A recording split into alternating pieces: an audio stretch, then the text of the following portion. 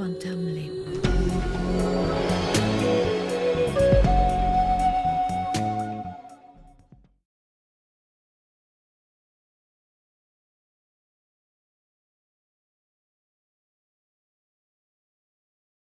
Ben Swann, dans cette émission, La vérité dans le média, revient sur le décès douteux de la scientifique Brandy Vaughan, ainsi que sur les problèmes qu'a rencontré le médecin Scott Jensen pour avoir donné son avis sur la crise du coronavirus.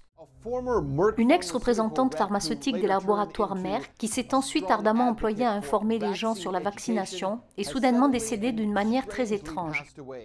Brandy Vaughan est un nom que vous ne connaissez peut-être pas, mais cette femme qui travaillait pour l'entreprise pharmaceutique Merck est devenue une importante porte-parole du mouvement pour l'information quant au vaccin et contre l'obligation vaccinale au niveau national. Elle a été retrouvée morte il y a quelques jours, mais ce qui est intéressant ici, c'est que je l'ai rencontrée il y a presque 2 ans lors d'une conférence au Mexique, au cours de laquelle elle m'a justement parlé de personnes qui s'étaient exprimées contre l'industrie pharmaceutique et qui étaient décédées de façon soudaine et mystérieuse, et aussi d'une série de suicides mystérieux. Nous allons parler de Brandy Vaughan et aujourd'hui, nous allons discuter avec Scott Jensen. Ce sénateur du Minnesota a été fortement censuré pour ses commentaires sur le Covid et son droit d'exercer la médecine a aussi été attaqué. J'ai vu les faux conseils qu'on nous a donnés sur la façon de remplir les certificats de décès et j'ai dit « mais c'est juste n'importe quoi ». Et puis en mai, j'ai été critiquée par des collègues du Sénat qui m'accusaient de banaliser la situation. Je ne cherchais pas du tout à banaliser quoi que ce soit. J'ai essayé simplement d'avoir une perspective raisonnable. Et puis en juin, juillet, août, septembre, j'ai passé mon temps à défendre ma licence de médecin. Voilà ce que nous allons voir aujourd'hui. Je suis Ben Swann et voici la vérité dans les médias.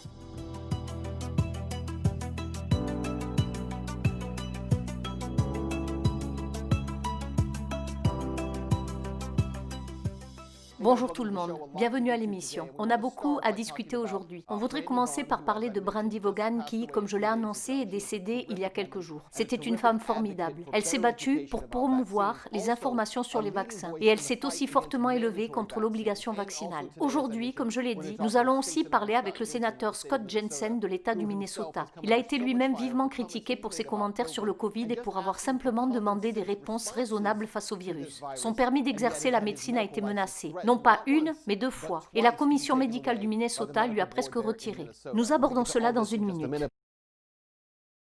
Très bien.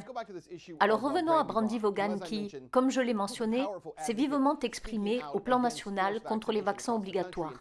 J'ai rencontré Brandy Vaughan il y a presque 2 ans lors d'une conférence en Acapulco au Mexique. Comme moi, elle y avait donné une conférence. Et après mon intervention, elle est venue me parler de tous ces défenseurs du droit à l'information sur les vaccins et de tous ces médecins qui s'élevaient contre les vaccins obligatoires et qui avaient été retrouvés morts, y compris d'une manière soudaine et mystérieuse.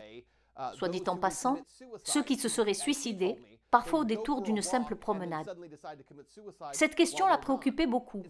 En fait, la question la préoccupait tellement qu'il y a tout juste 1 an, elle a écrit un post sur Facebook dans lequel elle expliquait que malgré ce qu'on aurait pu dire à son sujet, elle n'était pas suicidaire et ne l'avait jamais été. Elle n'avait aucun ex qui la traquait et si un beau jour, elle venait à décéder, il faudrait enquêter. Je n'ai jamais songé à me suicider, pas une seule fois, jamais, même avant d'avoir mon fils. J'ai une énorme mission dans ma vie. Même si elle est très difficile et effrayante, je ne m'ôterai jamais la vie. Bastien est tout pour moi et jamais je ne le quitterai. J'ai sa garde exclusive et il a besoin de moi autant que j'ai besoin de lui. Je ne penserai jamais à le quitter une seule seconde. Je n'ai jamais pris d'antidépresseurs ni été diagnostiquée comme étant dépressive.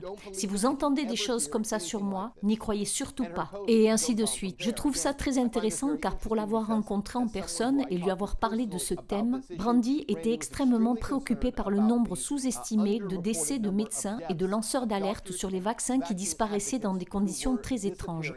Aujourd'hui, il faut dire que la mort de Brandy elle-même fait actuellement l'objet d'une enquête par le bureau du shérif de Santa Barbara. Le bureau du shérif du comté de Santa Barbara a annoncé lundi une enquête sur la mort soudaine de Brandy Vaughan, célèbre lanceuse d'alerte dans le domaine de l'industrie pharmaceutique et contre les dangers des vaccins, décédée le 7 décembre. Un porte-parole du bureau du shérif a déclaré dans un communiqué que les enquêteurs ne détermineraient pas la cause du décès de Vaughan avant d'avoir effectué l'examen toxicologique en cours, processus qui prend normalement 4 à 6 semaines. La mort de Brandy a d'abord été signalée comme résultant complications issues de la vésicule biliaire. Mais beaucoup de ses amis et de co-militants du mouvement soupçonnent un acte criminel. Ces soupçons se sont multipliés en raison d'une vague de décès mystérieux, souvent violents, parmi les pratiquants de médecine alternative et intégrale ces dernières années. En réponse à cette tendance, Brandy a publié sur Facebook, presque exactement un an avant sa mort, un message dans lequel elle déclarait « Si quelque chose devait m'arriver, je me suis arrangée pour qu'un groupe de mes amis proches engage une équipe de détectives privés pour révéler tous les détails. Je ne connaissais pas vraiment Brandy, mais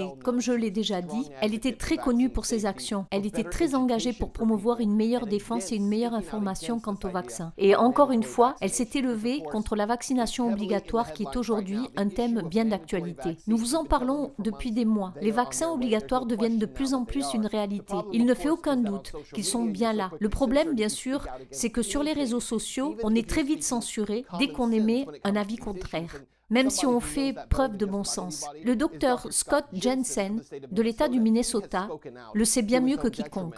Il s'est exprimé à son détriment sur ce qui se passe dans le pays, et certainement sur la réponse au vaccin Covid. Récemment, sur un podcast de RT, je me suis entretenue à ce sujet avec le docteur Jensen et sur les répercussions qu'il a subies, les attaques qu'il a subies, suite à ce qu'il a dit. Scott, très heureux de vous recevoir ici. Je dois vous dire que ces vidéos que vous postez sur Facebook où vous expliquez votre situation, ce qui vous arrive, je les repartage tout le temps parce que je pense que votre histoire est tellement importante. Vous êtes médecin et votre droit d'exercer en tant que médecin, dites-moi si je me trompe, a été contesté maintenant 2 fois devant la commission médicale à cause de vos commentaires à l'égard du coronavirus, n'est-ce pas? En effet, c'est exact. S'il vous plaît, dites-moi ce qu'on vous a reproché et qu'avez-vous répondu? La première fois, j'ai été accusé de diffuser des informations erronées parce que j'avais comparé le Covid-19 à la grippe. D'une manière d'ailleurs similaire à ce qu'ont fait le Dr Fauci et le Dr Mike Otterholm au Minnesota, ce qui m'a étonné. J'ai aussi été accusé fin juin d'avoir donné des conseils imprudents, ce qui a été rejeté fin juillet. Puis en août, une autre enquête a été ouverte et cette fois, on m'a accusé de représenter un danger pour la santé publique parce que j'ai cité la pandémie de grippe porcine de 2009 et j'ai tenté de faire des comparaisons entre cette grippe et notre situation actuelle concernant diverses caractéristiques comme la saisonnalité, la durée, les types de mesures qu'on a pu adopter en 2009 par rapport à celles de 2020. Et pour cette raison, j'étais un danger pour la santé publique. Et puis cela a été rejeté en octobre. Donc pour l'instant, je suis heureux de ne pas être inquiété. Si vous émettez un avis contraire par rapport à ce que les réseaux sociaux jugent acceptable, si vous dites quelque chose de contraire à propos du coronavirus, vous êtes immédiatement non seulement censuré, mais aussi menacé dans votre capacité à générer votre gagne-pain, dans votre capacité à pratiquer la médecine. On s'est tellement dressé contre le fascisme, et tout ceci est tellement fasciste. Je suis tout à fait d'accord avec vous. Je pense qu'en mars, j'ai été attaqué par des bureaucrates qui disaient que je minimisais l'impact du Covid-19. J'essayais simplement de replacer les choses dans leur contexte. Dans notre pays, je pense que beaucoup ne se rendent pas compte que nous avons près de 10 000 personnes qui meurent chaque jour aux États-Unis. Une personne sur 100 meurt chaque année aux États-Unis. Nous sommes environ 300 millions d'habitants, mais 3 millions de personnes meurent chaque année. Ce ne sont pas des déclarations alarmistes, ce ne sont pas des déclarations de conspiration, ce sont des faits. Et donc, quand j'ai commencé à être critiqué en mars, puis en avril, J'ai vu les faux conseils qu'on nous a donnés sur la meilleure façon de remplir les certificats de décès et j'ai dit « mais c'est juste n'importe quoi ». Et puis en mai, j'ai été critiquée par des collègues du Sénat qui m'accusaient de banaliser la situation. Je ne cherchais pas du tout à banaliser quoi que ce soit. J'essayais simplement d'avoir une perspective raisonnable. Et puis en juin, juillet, août, septembre, j'ai passé mon temps à défendre mon droit d'exercer en tant que médecin. Je pense qu'il ne fait aucun doute qu'un fossé étonnant s'est creusé. J'ai vécu le mouvement des droits civils des années 1950. J'ai vécu la paix au Vietnam. C'est remarquable. Et honnêtement, je pense que les médecins sont fautifs. Je ne pense pas que nous ayons prôné la science. La science, c'est trois choses. D'abord, on observe, puis on évalue, puis on émet une hypothèse. Créer une hypothèse qui expliquerait ce qu'on a observé et mesuré.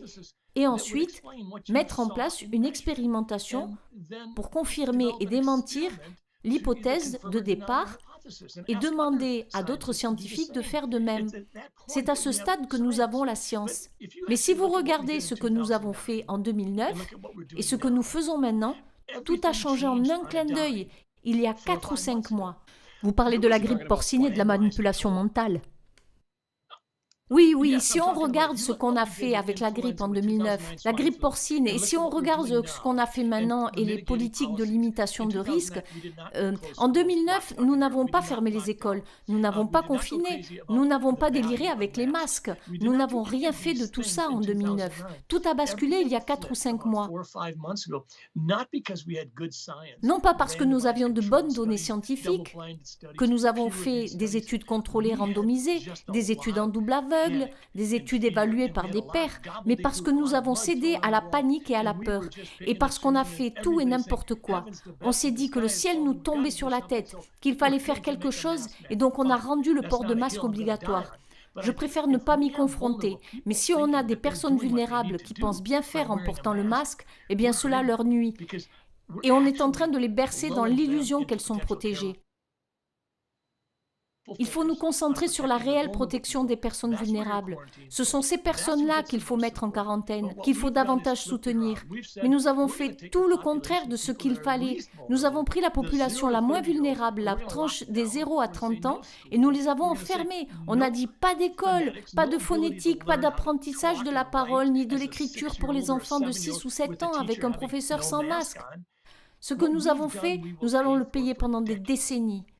Et voilà, c'est fini pour aujourd'hui. Au fait, si vous voulez que nos émissions vous soient envoyées directement, si vous êtes l'une des rares personnes à pouvoir regarder cette émission parce que, soyons réalistes, c'est diffusé sur les médias sociaux et ensuite c'est immédiatement supprimé parce que ce type de contenu n'est pas autorisé à rester longtemps sur les médias sociaux. Vous pouvez éviter le problème. Un numéro s'affiche maintenant à l'écran. Si vous m'envoyez un SMS à ce numéro, nous enverrons directement sur votre appareil mobile chaque fois notre émission. Donc en ce qui concerne le Covid, les vaccinations, si vous m'envoyez un SMS, nous pourrons envoyer ces émissions directement sur votre appareil mobile pour contourner la censure des médias sociaux.